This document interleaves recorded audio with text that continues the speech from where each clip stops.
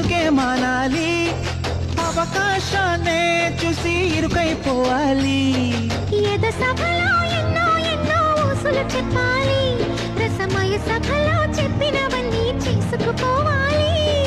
ప్రతిపక్షం నువ్వై ఉండి హద్దులు పెట్టాలి, ఆ ప్రతిపక్షం నేనై ఉండి యుద్ధం చేయాలి.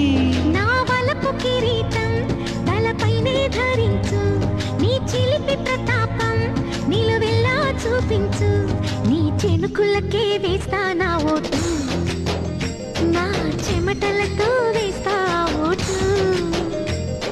చిన్నగా చిన్నగా చిన్నగా మది కన్నులు విప్పిన కన్నెగా నీ మగసిరికే